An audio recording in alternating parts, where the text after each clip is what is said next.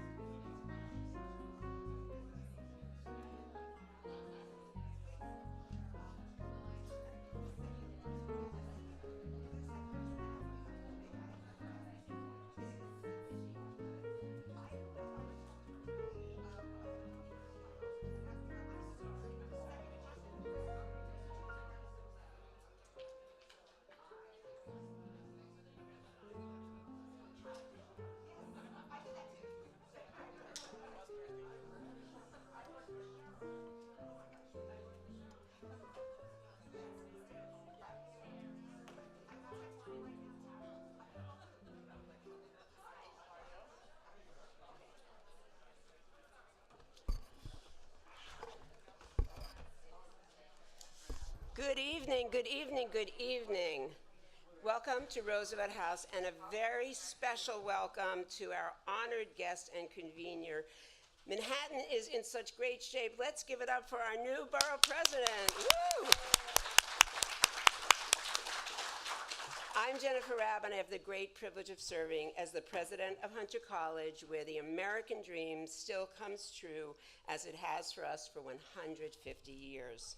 Borough President Levine, you so wisely selected Hunter for this event, since bringing out the best in young women has been Hunter's mission ever since our founding in 1870 by the visionary educator Thomas Hunter.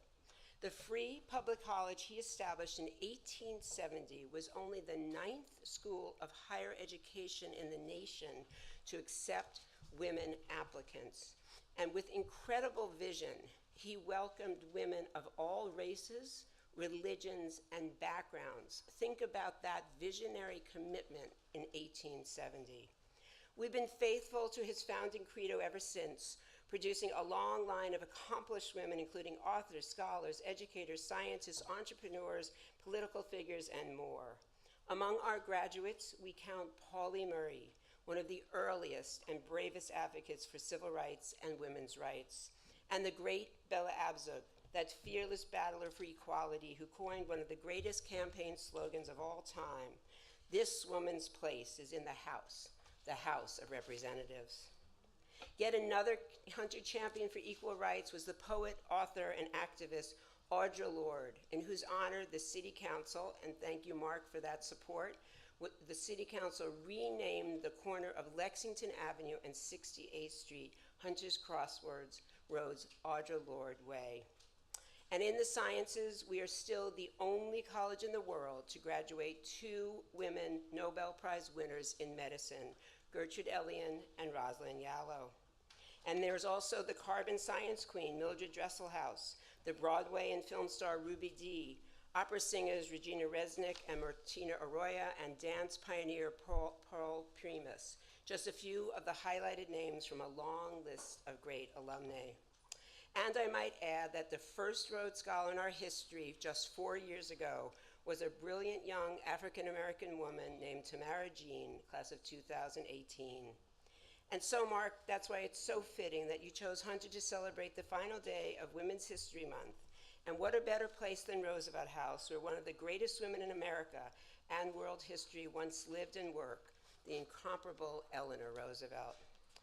And in this very house, Franklin Roosevelt invited then his Secretary of Labor for New York State, Frances Perkins, to become the first woman cabinet secretary in United States history.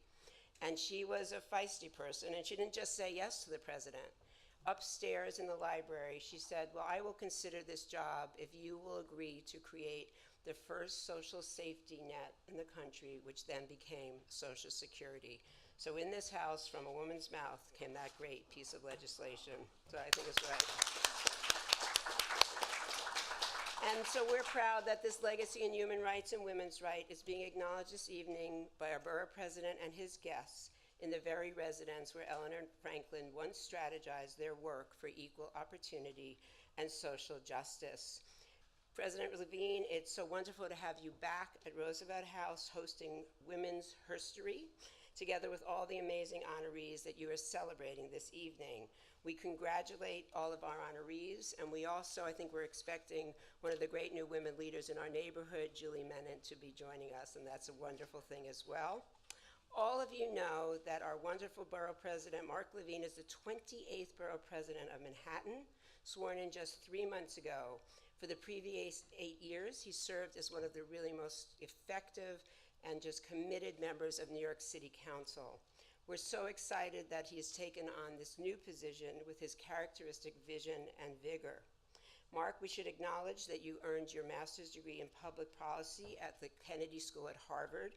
We call that the other H school. And next to Roosevelt Hunter College, Roosevelt House Public Policy Institute, Harvard is okay. Mark, as so many of us know, has always been a great champion of education and opportunity.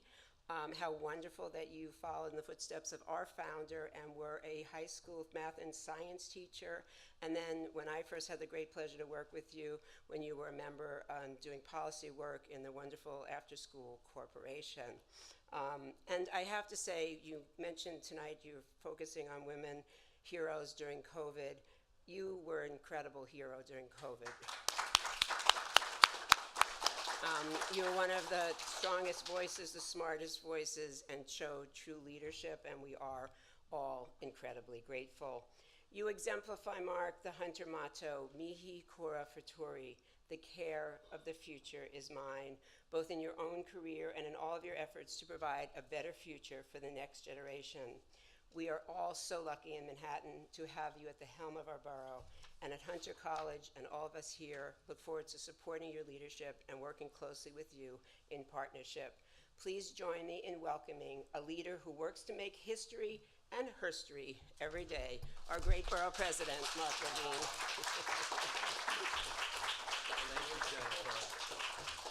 Talk about a powerhouse woman leader, Jennifer Rabb, President Rabb, thank you. Can we give her a big round of applause? Forget about that other H university. They got nothing on Hunter. We love Hunter College. We love CUNY. We love Roosevelt Institute for Public Policy. Thank you.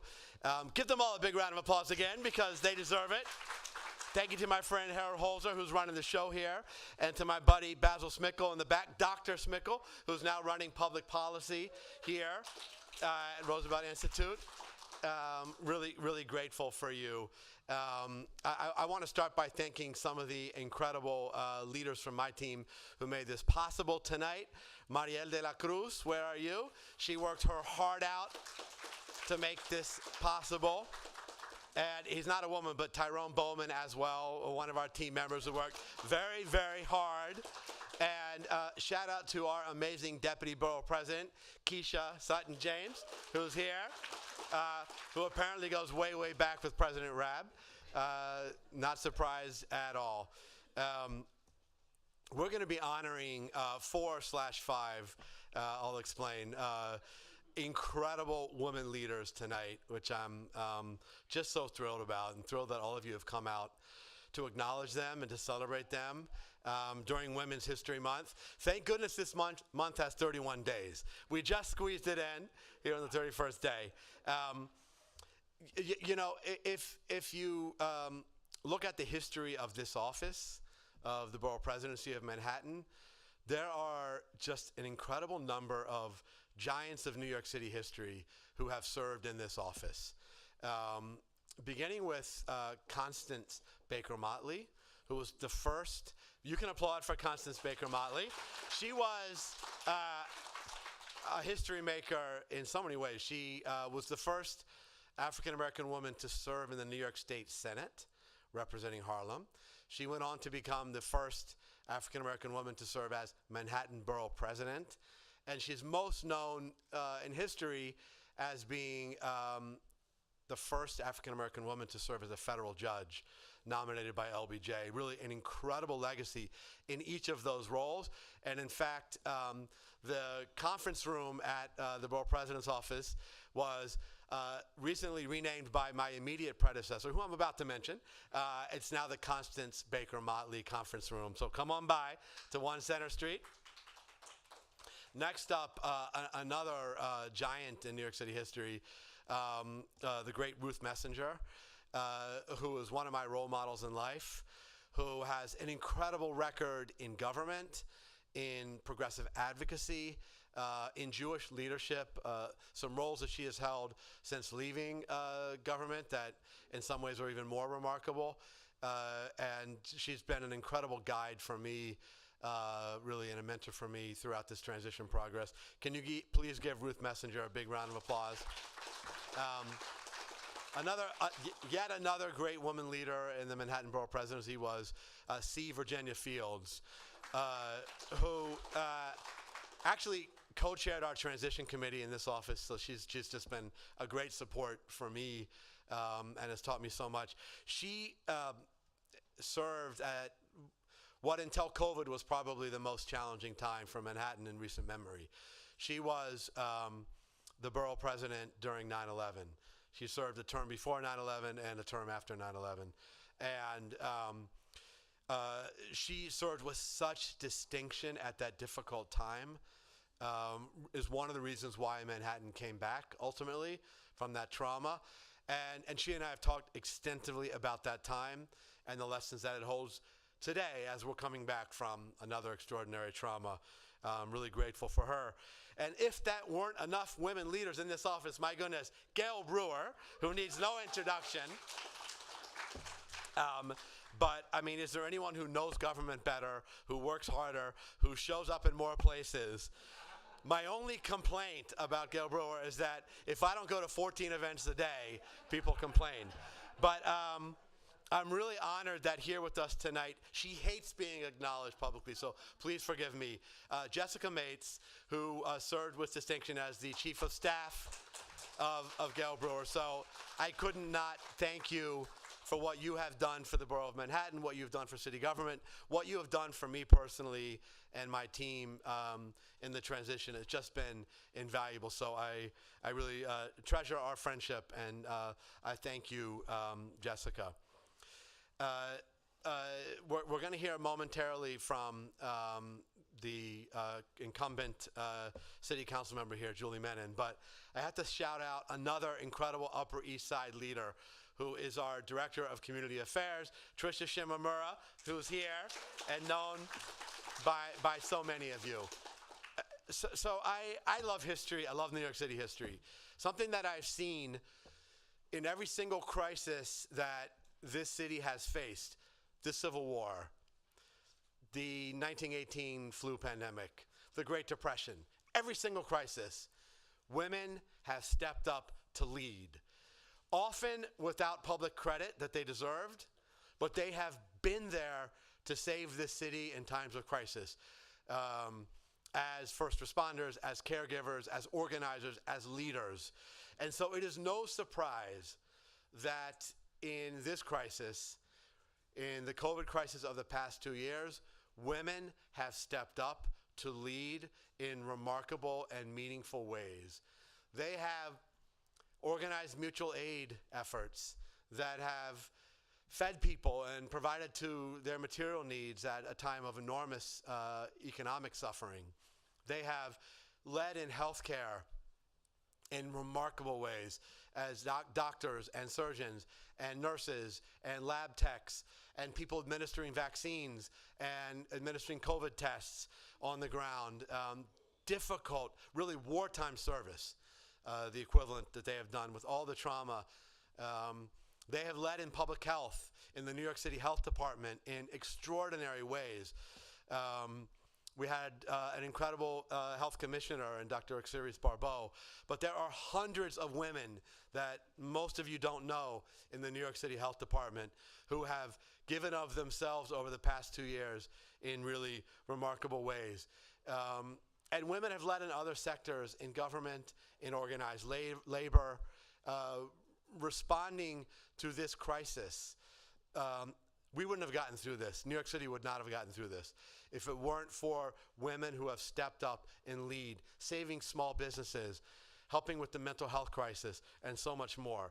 And so we wanted to, on this Women's History Month, where we are making progress in the battle against the pandemic, which sadly is not over, we wanted to take a moment to acknowledge some of those leaders. And there were so many, but we found 5 to acknowledge. We've had some challenges in life circumstances tonight that we'll talk about. So I think I'm going to now call up, do I call up Keisha Sutton-James at this point? May I? Okay. Will you please give a warm round of applause for Deputy Borough President, Keisha Sutton-James. Come on up. Mr. Borough President. I must say first that I, as a proud Hunter Elementary and High School alumna, I am thrilled to be here.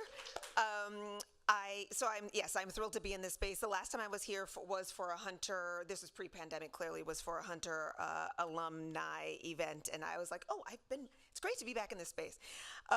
So I wanted to say something really quickly. The Borough President does not know that this is about to happen, so forgive him if he blushes underneath the mask. I just wanted to say that one of the pleasures that I have, and one of the points of pride for me personally, is getting to work in an office and with a person who doesn't just talk the talk, he really does walk the walk. And in particular around this issue. And I wanted to point out, he's already shouted out some of our members, the members of our staff, but I wanted to talk specifically about some of the numbers because brass tacks, it gets down to the numbers, right? So there's a very special person who's been with him for the last 8 years. Aya has been with you for about 8 years. With Aya Keefe, 13? Oh, right, that's right, because she ran your campaign. That's right, so 13 years. Aya Keefe, who was unable to be here tonight. She had a childcare issue, but I wanted to make sure, I had to shout her out. She is my co-deputy borough president, and she took great care. She has a really special talent for identifying great talent and matching that talent with skills and roles. And she took great care in shaping our team. And really skillfully assembled a brilliant powerhouse team of women leaders in our office. So I'm going to take you through some of the stats. Underneath Mark, the next rung, if you will, of the next rung of leaders, if you will, which is 5 people, 4 are women. The next next rung down, if you will, all of the directors. We have 10 directors, 7 are women. So it's effectively 75% of the senior leadership of our office is women. That's rough math. That's not accurate. I mean, it's not Hunter math. That's Keisha's math. So I wanted to take care. He's already shouted out some of the folks. I wanted to point out some of the directors and other people, other staffers who are here in the office. I'm going to ask you guys to stand up, even though some of you already have. So we've already acknowledged our director of events and partnerships, Marielle, who made this happen. Our director of community affairs, Tricia Shimamura, who is managing our entire community board appointment process. I will say, if I can brag, sorry, Jessica, we beat all the records in terms of the numbers of applications. We have almost 800 applications for community boards. We pushed really hard, and we're really proud. It was the greatest number of community board applications other than the year after Donald Trump was elected. I want to acknowledge, of course, Deirdre Lyles, our Director of Operations. And where is Elaine? Elaine is our COO. Elaine, you must stand up. Elaine Chung, our COO. We also have Mina White, who's one of our community liaisons here. She was not. So I had to just point out some of the women. I'm so proud of our office. And then, of course, it extends, it's reflected not only internally in terms of how we work, but also externally. So internally, our HR policies and the way that we function really centers, the real life that real people like me, mom, 2 girls applying to college, live with and go through. But also externally, much of our policy work, whether it's resilience or food insecurity or right to counsel or public health, health really centers the issues that women and children are facing. So I just wanted to say, not to be too braggadocious, but I want to say I'm so proud to have the opportunity to work in this space with someone who actually is putting, meat behind the potatoes. Because I'm a person who, if you can bear with me for just 1 second, I am also a person who believes very much in acknowledging the shoulders on which I stand. In addition to the women borough presidents who so the borough president has already acknowledged, I want to acknowledge a friend of mine, Rose Pierre Louis, who was also, her flight ended up being delayed. She's coming in town from visiting her dad because it was the anniversary of her mom's passing. But I wanted to acknowledge Rose Pierre Louis, who's former deputy borough president under Scott Stringer.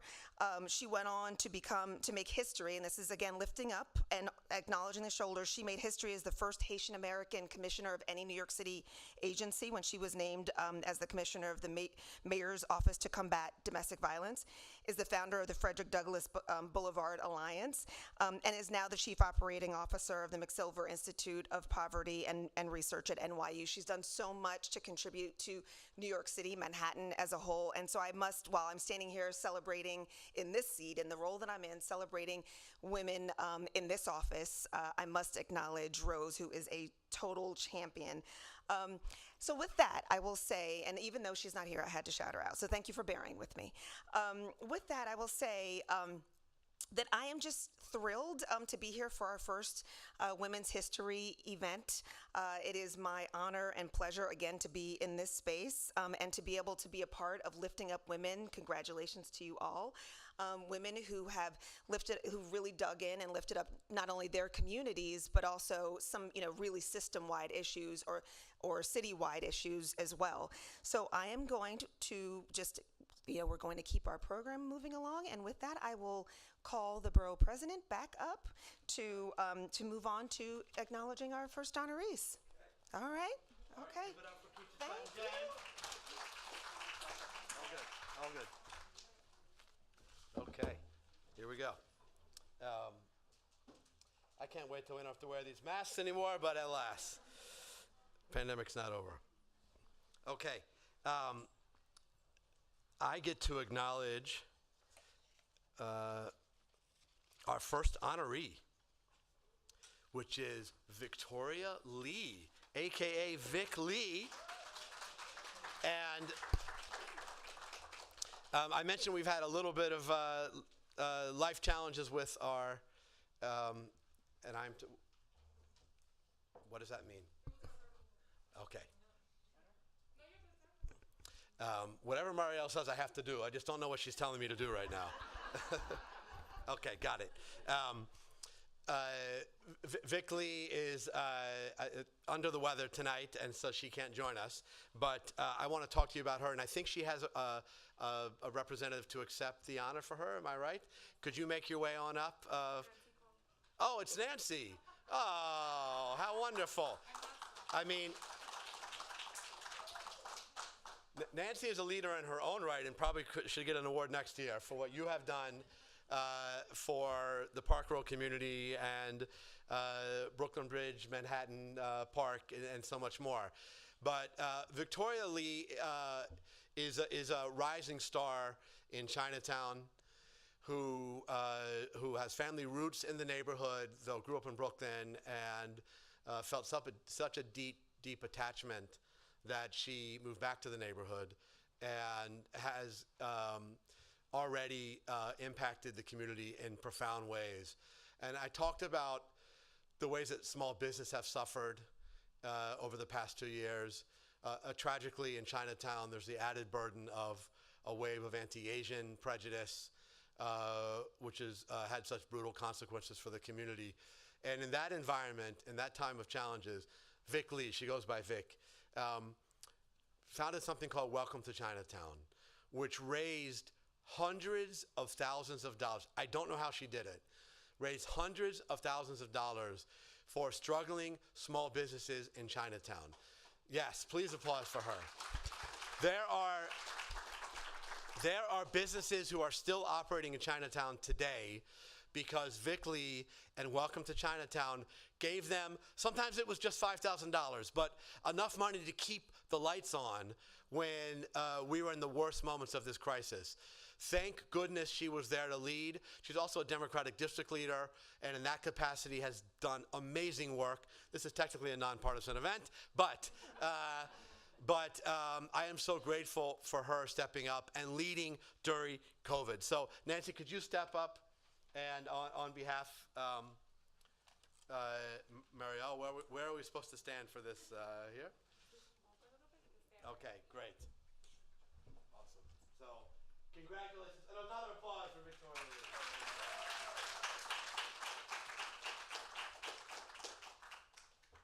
All right, thank you. Thank you, thank you. Okay, I think to introduce. Oh, I'm such an idiot. Come on back. Come on back. I prepared. Oh. Thank you so much. And please indulge me for a few minutes.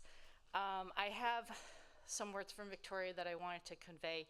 Again, I'm from Park Row Alliance. I'm one of the many individuals and organizations impacted by our honoree tonight, Victoria Lee. Vic would first like to congratulate and celebrate all the amazing women here tonight and many others who worked tirelessly in support of our communities. And a special thank you to Manhattan Borough President Mark Levine for this recognition. Vic also wants to thank her amazing team at Welcome to Chinatown, and her friends, and most importantly, her family, for their love and support. None of this, especially tonight, would not have been possible without each and every one of them.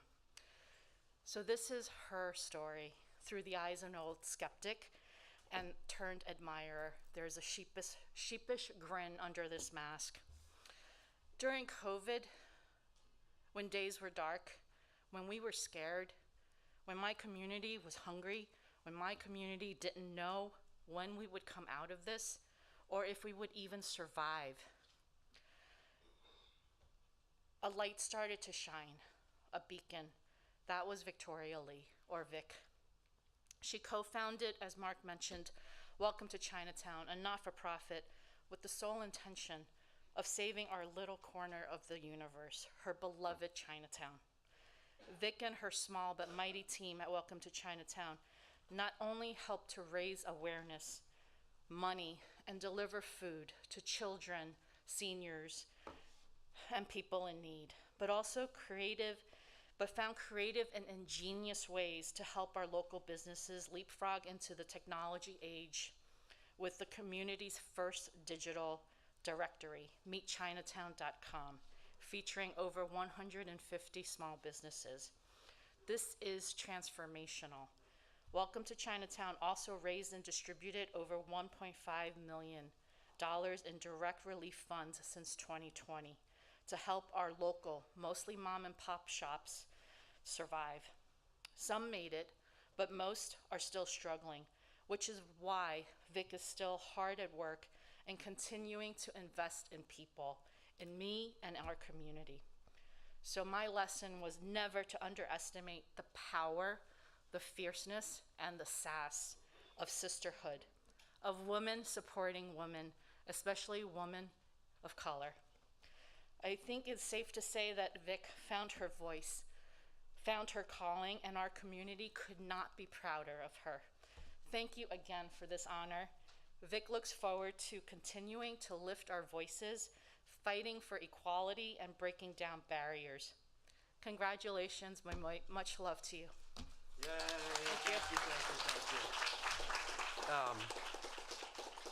Thank you. Thank you. I want to acknowledge two women who are helping to lead tonight, which are wonderful sign language interpreters. So, Adina Leitner, do I have that correct? And is it Paulina Green? Burnham, Paulina Burnham. Okay, thank you both. A round of applause for our wonderful sign language interpreters. And now I get to call up our team member, Tricia Shimamura, to present the next awards. Come on up. Thank you, Tricia.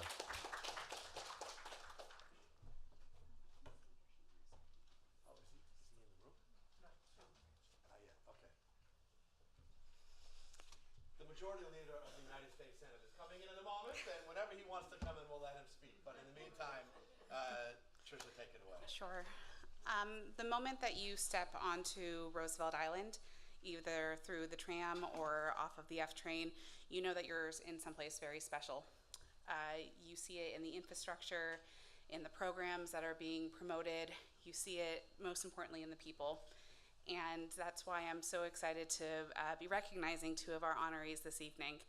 Wendy Hirsch and Mary Coleman stepped up during the pandemic. They were both previously members of the Roosevelt Island Disabled Association, but when the pandemic hit and when some of our most vulnerable people living with disabilities, people who were homebound, people who were taking care of large families and seniors were at their most vulnerable moments, it was these two extraordinary women who stepped up and created the Roosevelt Island Food Pantry. Every week, I've seen Mary, who, with all due respect, does not hit 5 foot 5 inches, lug boxes of food into the senior center on Main Street of Roosevelt Island. I've seen Wendy stand for hours checking in residents and making sure that the residents not only get access to fresh produce and shelf-stable staples, but also, and maybe even more importantly, have had a critical connection, a social connection, a checking-in point where they could check in with their neighbors to make sure that they were okay. In addition to the weekly food pantry that still to this day feeds hundreds of people every week, they've also provided vaccine pop-ups, they've done other social events, other aerobic events for the food pantry, and just continue to be a real, the best example that I could see of what Roosevelt Islanders have always been. They take care of one another, they stand up for their most vulnerable, and they exhibit a real sense of community spirit. So I'm extremely honored to not only be a member of the Roosevelt Island Food Pantry and to work alongside you, but to really be able to recognize you here. So thank you, Mary. And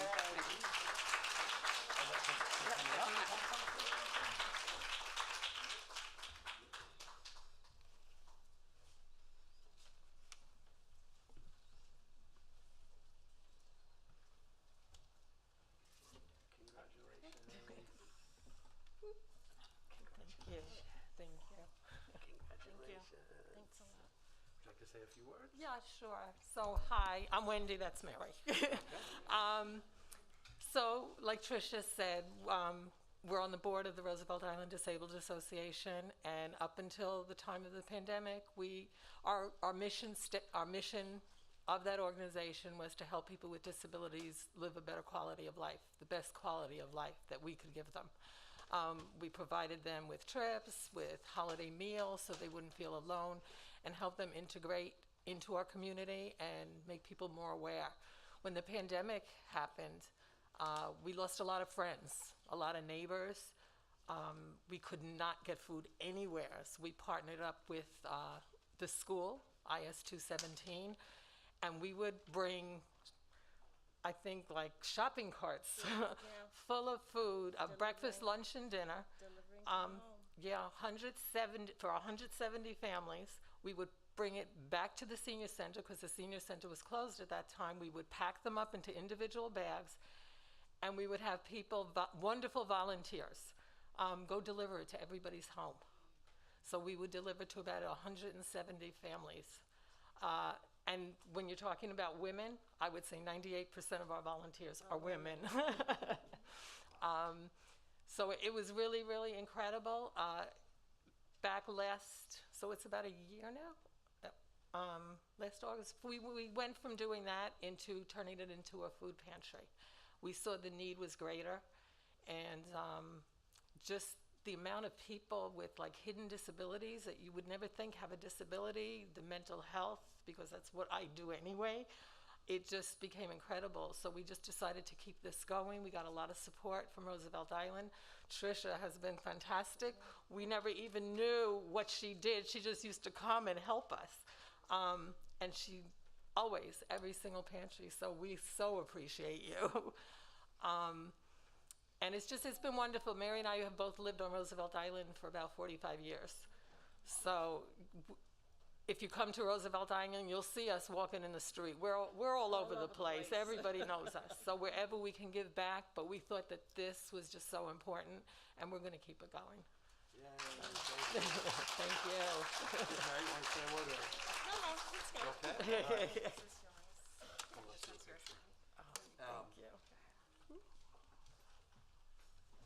Patricia, come, you be in the picture. Well, of course, Tricia. Go ahead, you stand right behind you. No, I'll be.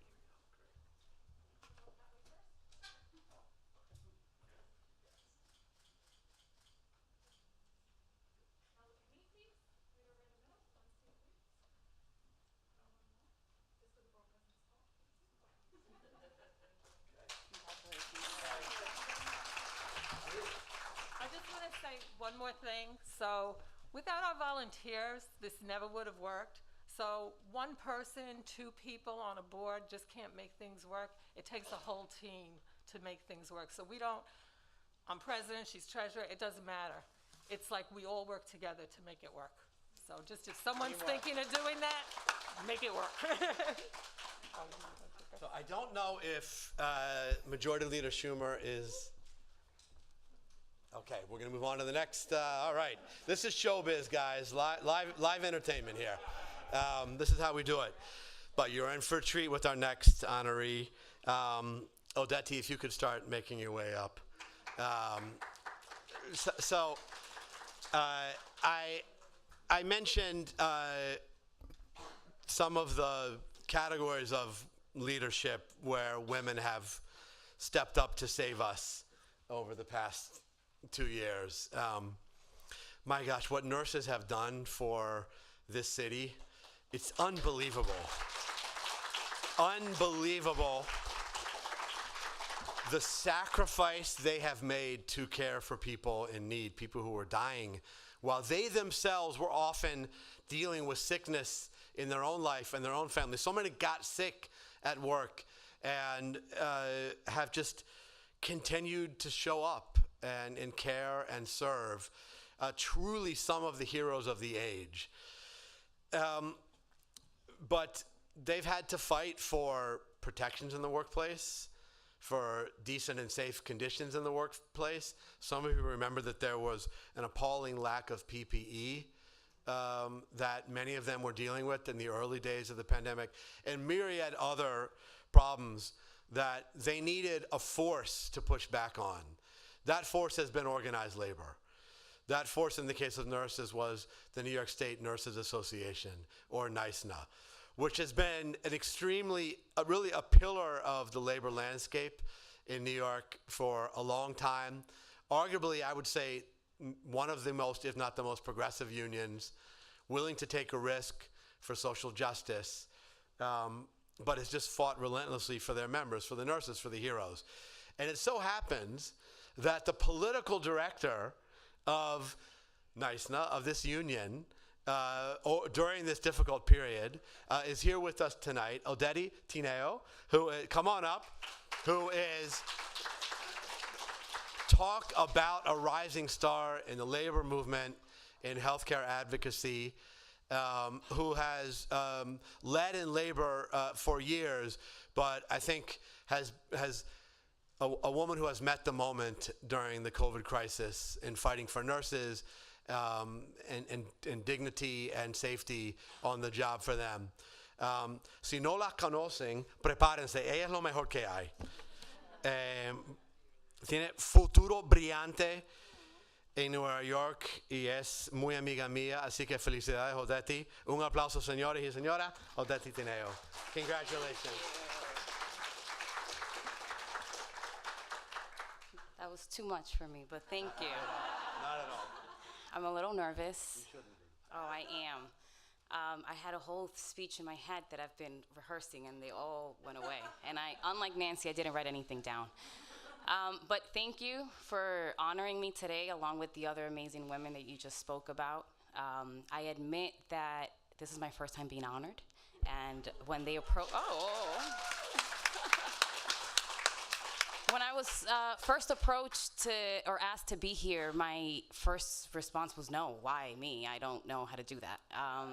One, because I don't do well on stage, and two, because as an organizer, we don't do the work for recognition, right? We do it for the people that we are, for our community and the people that we're representing.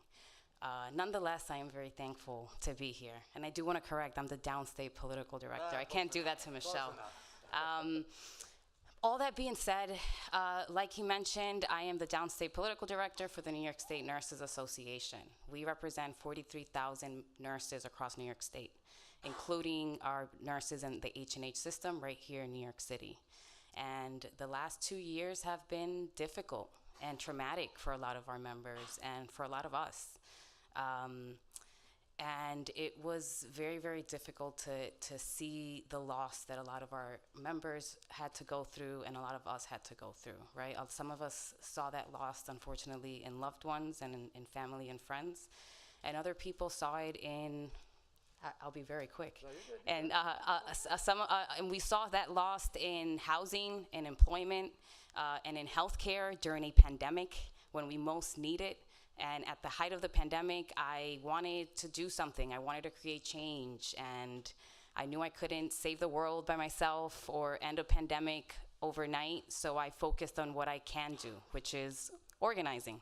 So I organized with NYSNA workers and community and even elected officials, as difficult as that could be. And we created some real impact. And the past 2 years, as tough as it's been, has reminded me the strength and beauty that there is in coalition building, and the power that there is in people and in workers. I've been in the labor movement since college, so 10 years, and I haven't seen the kind of solidarity that I saw in the last 2 years. With labor and community and electeds, we were able to pass safe staffing for our healthcare workers. We were able to pass the New York Heroes Act to make sure that workers have a voice at their workplace. And we were able to help elect a new city council that is majority women. Wow. So all that being said, I am proud of the work that I've been able to do with the people that I've been able to do it. During the pandemic, we had, and I'll be very quick, we had Zoom meetings with all of the other political directors from other unions, and majority were women. So I feel confident that the labor movement is in very, very good hands. So I'll stop there. One thing that I will say for women and people in general, when you're feeling burnt out, and especially for women because we wear way too many hats, one, take a break, right? Oftentimes people are like burnout and it's like, do something different. No, just take a break, create a self-care plan for yourself, and remember that small victories turn into bigger ones, and bigger ones turn into change. And I'll stop there. Beautiful. Thank you. Thank you so much. Thank you, thank you. Oh, the photo. Where do I look?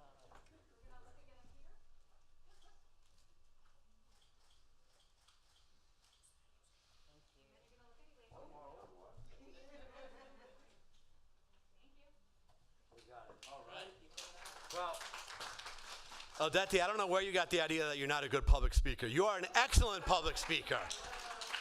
That was wonderful, and no notes.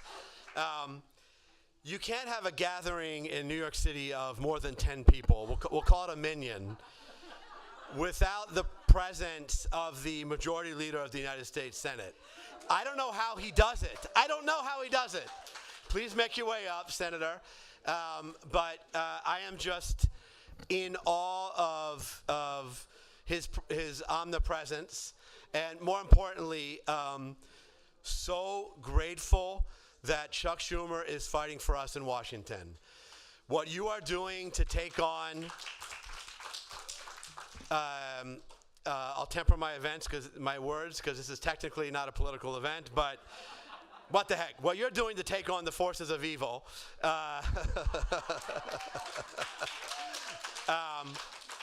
I'm so grateful that you're there fighting for us, Senator, and grateful that you're here tonight. So would you be up for saying a few words? Of course you would.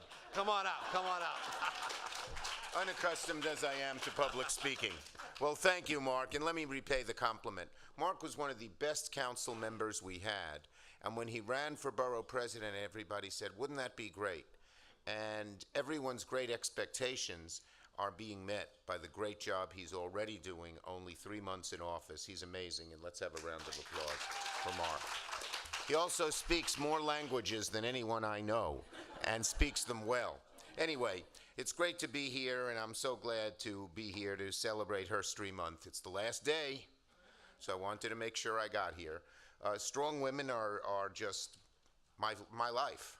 My mother, who was 93, was a strong woman. And in those days, there were barriers. You know, her parents said to her, they were old-fashioned, their son should go to college, but she should go to secretarial school and all that. But she persisted and became one of the leaders of the New York's parent associations in the schools.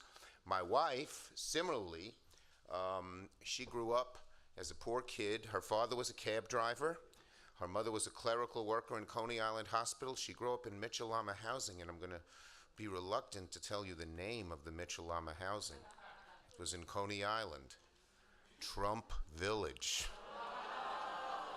because it was built by Fred Trump, the father of Donald Trump. It was Mitchell-Lama, you know, down there in Coney Island.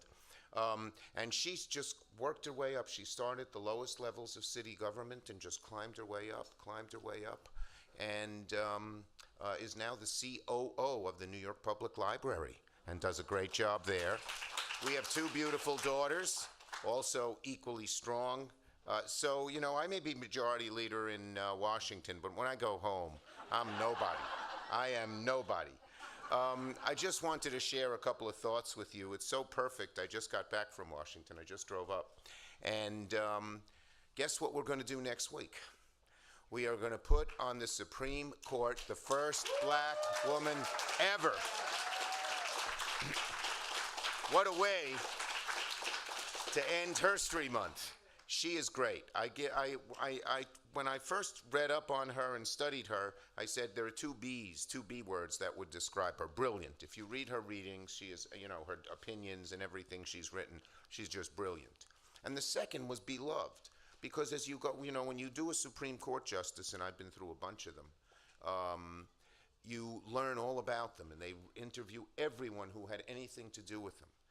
Anyone who met her, whether she was in college or when she was a legal aid lawyer or when she was on the Sentencing Commission or as a judge, no one had anything bad to say about her.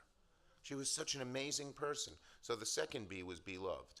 Then I met with her, and she was unbelievable. You could see, you know, sometimes you meet people and they just sort of knock your socks off. By the way, I have very nice socks.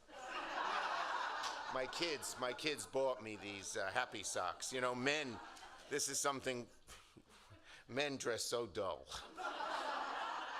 And women can dress nice, and you know, we have so many more women in the Senate, it looks better. And by the way, they're better senators. Less testosterone, more teamwork. Seriously. But in any case, so you could see she would just almost by instinctively understand the situation she was in, be able to assess people, and had great judgment. Just what you need in a judge or a Supreme Court justice. You know, there are always 2 sides, and you may end up being on one side and agreeing with one side, but to be able to understand and put yourself in the shoes of the other side is so important, and she did it. So I added a third B after I met her, belongs. She belongs on the Supreme Court of the United States. But let me make one other point, and I'll do it in conclusion, because I know you have a panel coming up, and that is this. We are breaking history on the whole federal bench. When I became majority leader and Joe Biden became president, we said we're going to change the federal bench around. The federal bench does not look like America, just like the Supreme Court. In the Supreme Court, by the way, there are 115 justices. Only 5 have been women, 2 have been African Americans, none have been African American women. But now we are putting on the bench people who look like America in so many ways. So the 2/3 of the people we have put on the federal bench, 58 of them, we've set the record because we want to undo the right-wing horrible people who Trump put on the bench. Some of these people he put on, you wouldn't believe it. Bigots, a couple who I really thought were dishonest, just fundamentally dishonest. But so we're undoing that. But 2/3 of the new federal judges, these are lifetime appointments of enormous power, are women. That's under my leadership as majority leader. More than half are people of color, first time.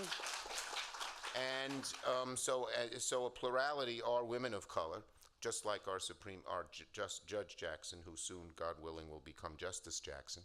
And they also have not just demographic diversity, but professional diversity.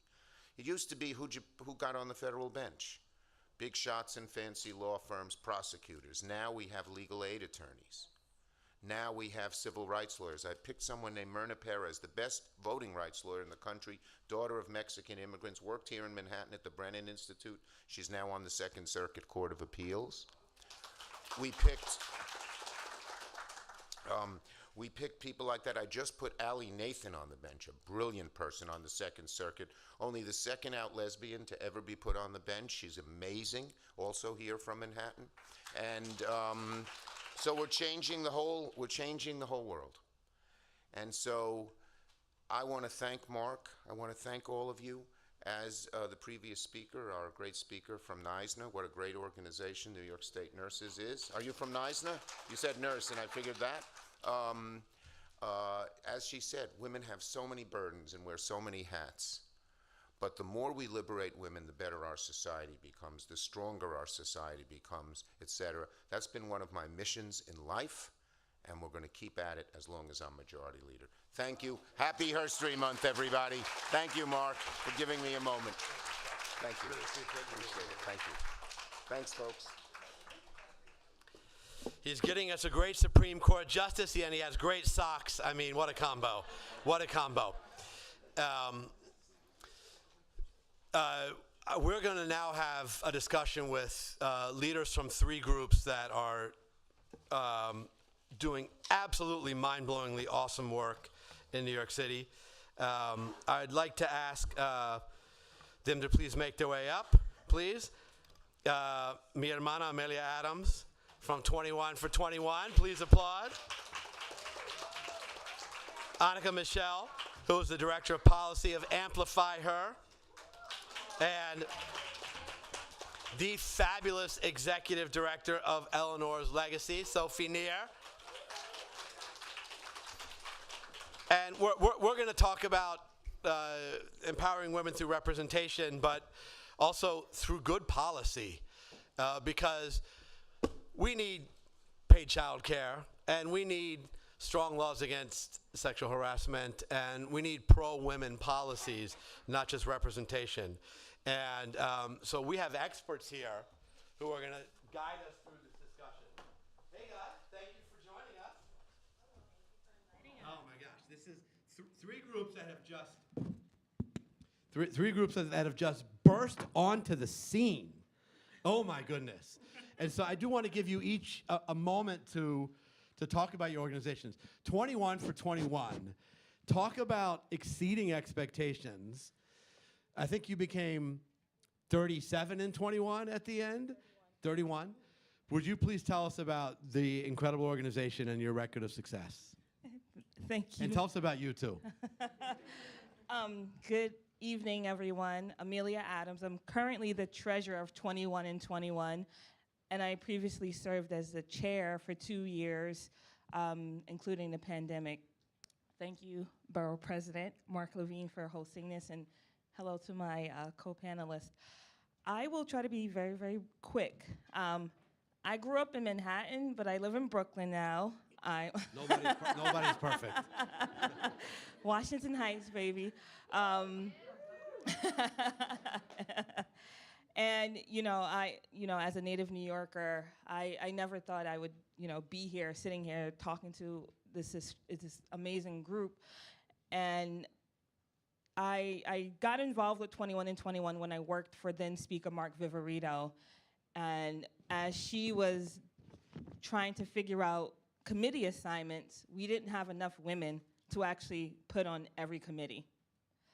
So she, the women in the city council ended up having to double, triple, quadruple, and be overworked when we just wanted at least one woman on a committee. So that was when she and Councilmember Crawley and Chin said, this is a crisis, we need to do something about it. And I remember sitting at the table, I know Eleanor's Legacy was there. There was a lot of women groups there, and they said, we do this, we don't do this, you should do that. And that's how 21 and 21 started. And now there are 31 women in the city council, led by a female city council speaker, the first African-American woman. What are you going to do for an encore? You know, maybe 51 and 31, who knows? Okay. No, I'm just kidding. We believe in equity, so you know, the number one goal is to actually just maintain what we have, and that will be the biggest goal for next year. Excellent, excellent. Thank you.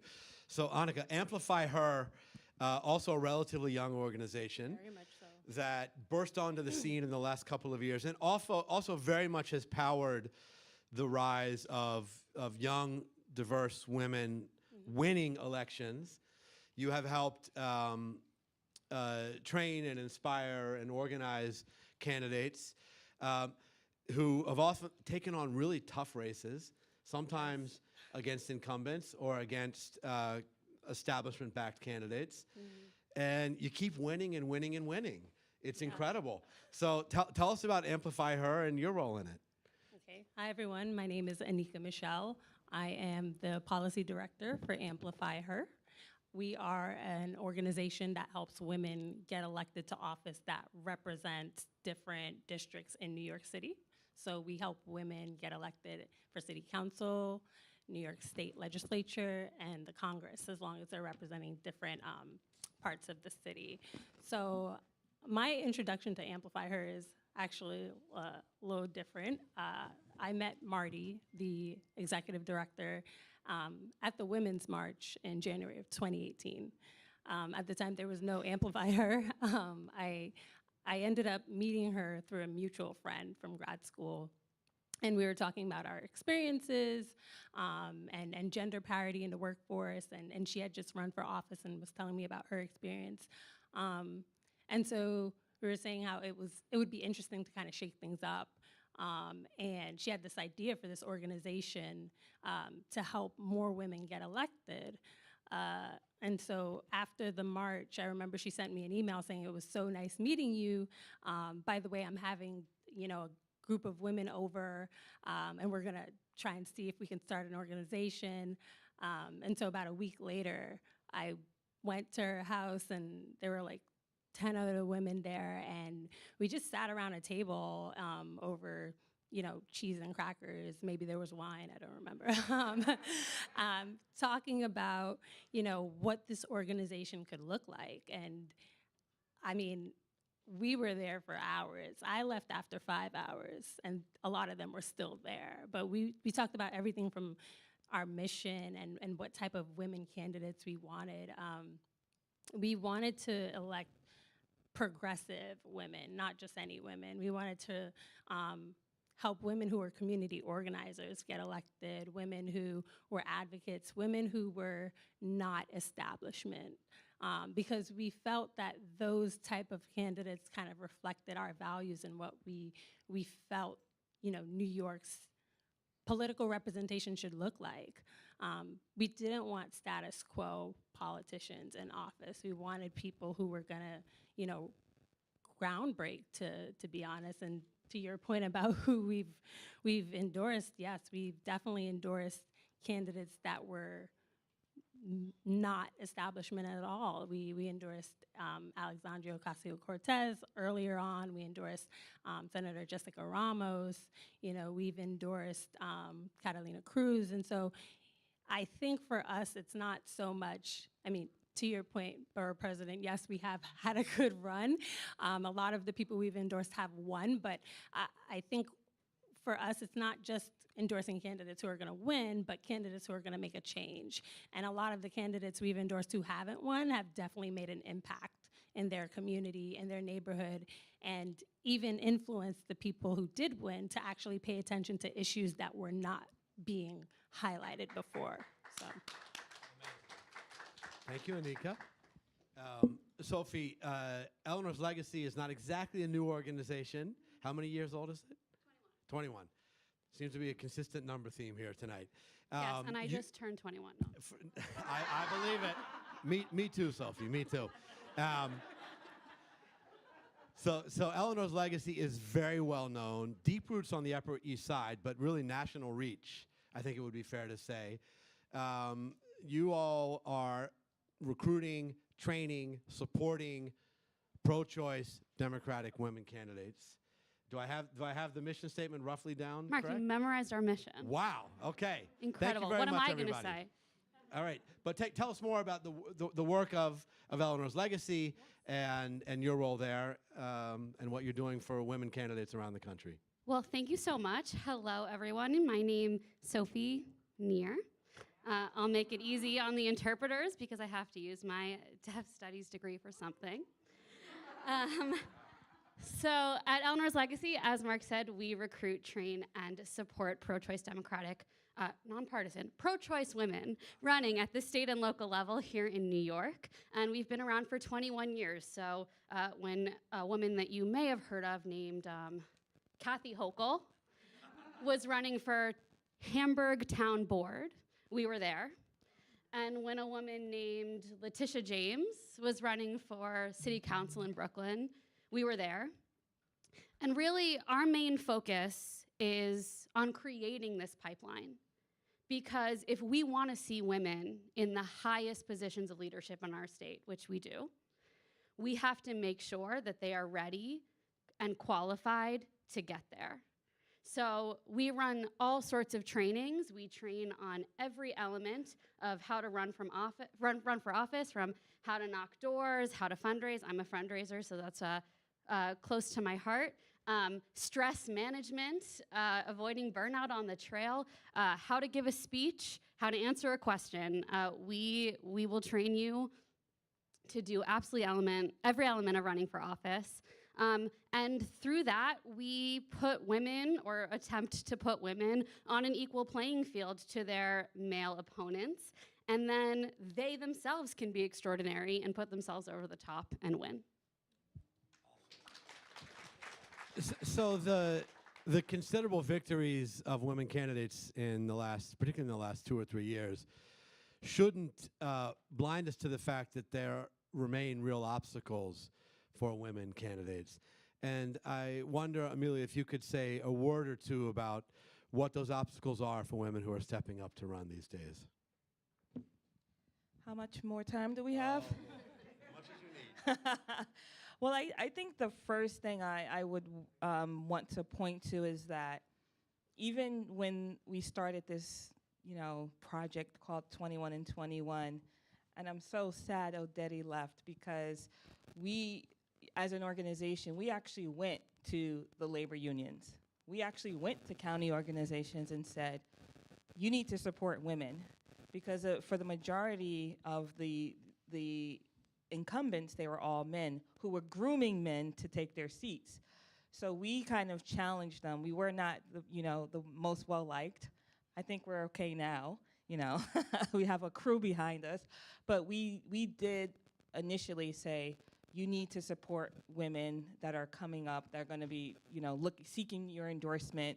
We wanted to make sure that the women were prepared, go toe-to-toe at the Central Labor Council, just as any other candidate, regardless if they were a male or female. We wanted to make sure they were prepared. But the biggest obstacle was really trying to knock on that door of the boys club, because they had access to fundraising. If they were an incumbent, most than likely they were going to bring up their chief of staff, who was most likely a guy. So one of the first things in our pledge is that, do you commit to having 50% of your campaign staff women? When you win, 50% of your government staff as women, so that we can actually create a pipeline. And that was the biggest thing. I know that my other panelists will probably talk about many other things, but I think really kind of shocking the system and putting that cold water on people's faces to say, we're not going anywhere. You're going to get our support. And I think some people did eventually come around the table and endorse a lot of the women. One of the things that we really pushed was you got to use ranked choice to our advantages, meaning rank all the women because you have 5 choices. Even if a union was going to, endorse one person, we were really trying to push and challenge them to rank as many women as possible. And it was a larger voter education on that as well. Thank you very much.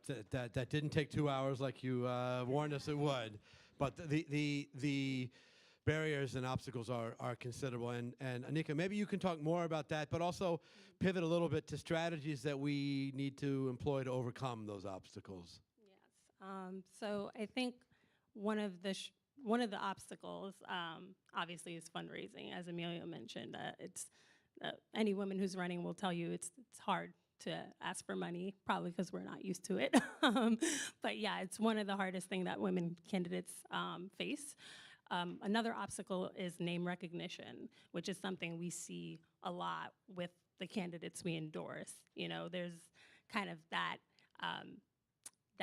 clout that a lot of the times the incumbent has around them, or if it's an open seat and there's a male contender, chances are he has way more name recognition, more connections.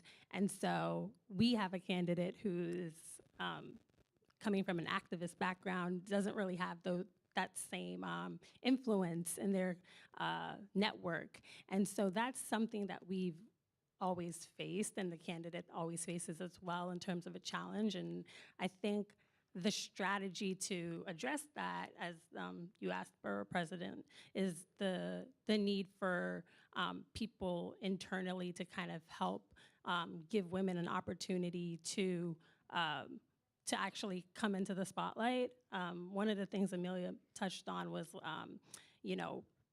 mentorship and helping. And what we see oftentimes is that when men are in elected positions, their second in command is usually a man. And, it's a shame because then that man has the institutional knowledge and the network to get elected to office.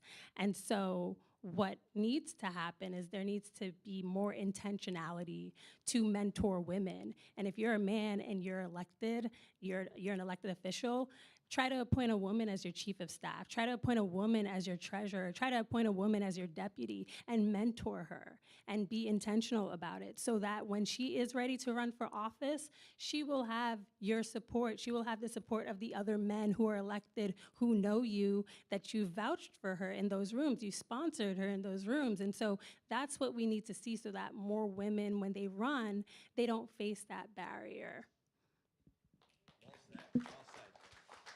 So Eleanor's legacy has been confronting these challenges for 21 years, since you were born.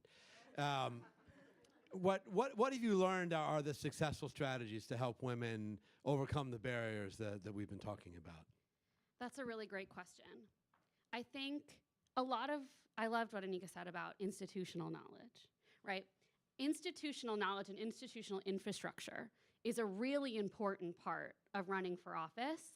And sometimes it seems like everything in the world is lining up to push white man X into this role, right? Everything is just coming together. It seems so easy. It's so clear. He looks in the mirror and he has the presidential look, and he has all the rich friends, and everything is working out and everything's lining up, and it's so easy, right? And then we have women candidates who are facing tremendous barriers, and they don't have that kind of institutional infrastructure that's pushing them in that direction. So the thing that is important for us as Eleanor's Legacy is to be that institutional infrastructure and have the relationships with the unions so that when the unions are making their endorsements, we say, we have someone for you. We have relationships with the DSCC, so when they are looking to recruit a candidate, we have someone for you. And then we try and line up all of those things behind a woman.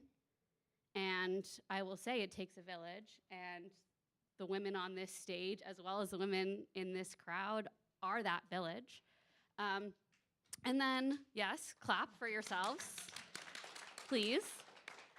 And then the other thing that I'll say is, I think when women are running for office, they face a lot of barriers that are sort of hard to name, and I'm just going to categorize them under patriarchy, right? And patriarchy is often discussed and rarely well understood because patriarchy isn't an ideology, patriarchy is a social structure, talking about institutional infrastructure, right?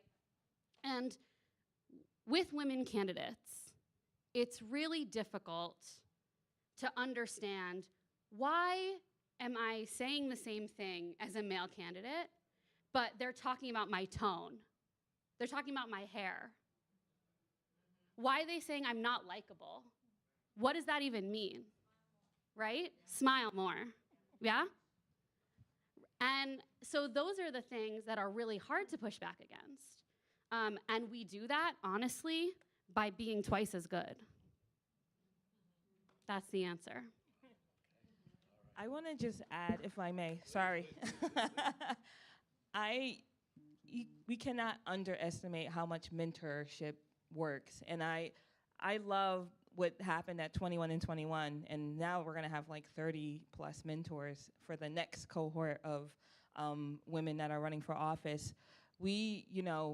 There were so many firsts within the city council.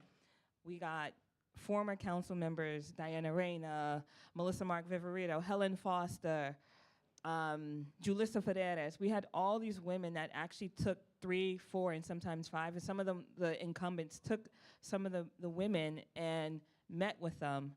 Some of them were new parents. They wanted to understand running as a new mom, how, navigating that system. And it was like the first time some of the former members met some of the current members, and it was just like this organic sisterhood. And really, this mentorship actually continued because we have women who are trying to navigate how to be legislators now, and we have a group of women who said, you know what, I've been there. Let me help you out. The agency is not responding to you, you go to the commissioner. So really, we have these women who have stepped up, and it's just been this organic, like I said, organic sisterhood that's continuing. Not only did they support them when they were running, but they're gonna be supporting them throughout their career. The organic sisterhood. We've been talking about elective office, and you all are focused on that, but each of you have alluded to other roles in government where we hope to see women leading, whether it's heading up an agency in government or any of the variety of teams, senior staff positions for electeds, but also for appointed leaders. How's New York City doing on that? And tell us what we need to do to do better there. You gave a deep sigh there, so you're first up. I have a You little. can throw in New York State under the bus too if you want to. Don't you know that world well. Well, 21 and 21, we only focused on the city council because I think, we wanted to make sure like we were doing laser focused. Who knows what's going to be the future, but there's, there are so many other organizations that are doing state and congressional, but now that we have 31 women, you guys can like help feed them to congressional and state offices. I want to focus on the speaker. We have a female speaker, and I think, having been involved with the previous speaker, I think people underestimated. I know the majority leader said, women, less testosterone, more teamwork. The women who were coming into the council really kind of like took their space, owned their space, and said, we are going to decide who's going to lead this body, and they decided on having a female speaker. And I think having the support of all of our sister organizations and really supporting the women to kind of, we don't want to tell legislators what to do. I think the women are going to just make the right decision on their own. And I think so many leadership positions, whether it's these committees, we have a deputy speaker in Diana Ayala, which is amazing. And I think less of like, who is kind of what experience they bring, and having someone who has that experience and that view of like public housing, young parent, like I think the women are really like I'm excited, and I always get goosebumps thinking about the future of the city and what it's going to look like in the next 5 to 10 years. Amen. And we haven't spoken enough about the leadership of the City Council right now. Chair of the Housing Committee, Pierina Sanchez. Chair of the Health Committee, Len Schulman. Chair of the Labor Committee, Carmen de la Rosa. Chair of the Small Business Committee, Julie Menon. Silvana Brooks Powers. These are Aging Committee. Which one? Aging Committee. Aging Committee. Crystal Hudson. Crystal Hudson. Chair of Public Safety is Camilla Hanks. For those of you who don't know the City Council, these are marquee committees. They're highly sought after. They're very influential. And they're all being led by women now, in addition to, of course, the Speaker and mostly women of color. So how many of the 31 women in the New York City Council are women of color? I think it's the majority. It's definitely the majority. Yeah, I think 6 or 7. it really is extraordinary. I mentioned earlier when I was introducing the panel that there's a goal for representation, which is in and of itself something we have to fight for, but we also need good policy. And I wonder if you can talk about what is pro-woman policy that we also need to be fighting for to help empower women as household leaders, as workers, as governmental leaders. What are the policy fights we should be focusing on? Please, Anika. Yes. Well, I think that you. As the policy director. Right question for the right panelists. I think what we see with women is that they're always striving to find a work-life balance. They're always putting the needs of their family as their responsibility. And COVID has shown us that tremendously. Women are not just working, but they're also caregivers. They're also, taking care of their children. I saw a stat the other day that said that 42% of women with children under the age of 2 left the workforce during COVID. And so we need to think about that. That's not just something that is affecting women, that's affecting our economy. So it's not just a woman's issue, it's an everyone issue. And so when we talk about policy, we need to talk about policy that allows women to pursue their careers without having to leave to take care of their families, and a big part of that is access to childcare, and universal childcare.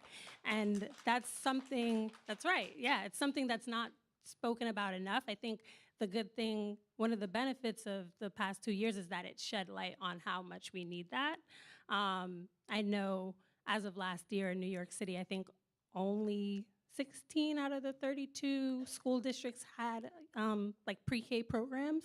And so it shows that there's still a lot of work to be done so that women can have that balance.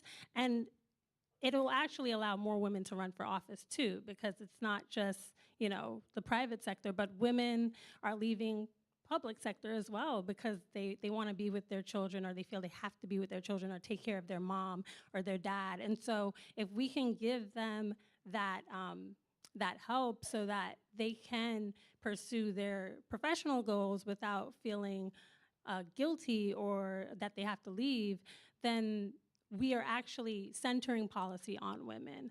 And unfortunately, it takes electing women to make that happen. We have to put women in office so that they have the ability to address these issues. Although we do have some male allies out there who are helping. Yeah, so we appreciate that. And I think, it does take men and women being elected who are focusing on those issues as well. So, voters are definitely paying attention to who they're voting for at the ballot and who's going to put those needs ahead of what some of the status quo candidates have been pushing for the past, I don't know, however many decades. So it's time to change things up and put more women in office and, allow those policies to finally pass. Well said. About time. So we only have about 2 minutes left, but I'd like to do a lightning round where you all could, and we'll start with you, Sophie. Talk to us about how women lead once they get into power and into office. What defines women leadership in your mind? True equality is when some women are allowed to suck. No, I'm joking.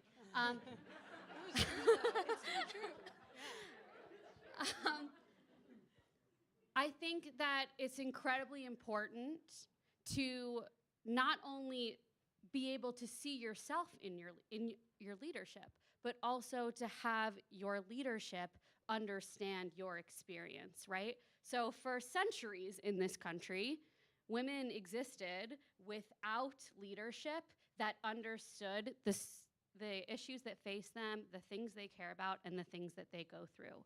So of course, I'm happy to say that women are more conscientious leaders. Okay, fine, whatever. I'll say whatever you want. But I think that the real value in having women in leadership is that we then, as women, get to have someone fighting for us who really understands the things that we want them to be fighting for, the goals that we want to achieve.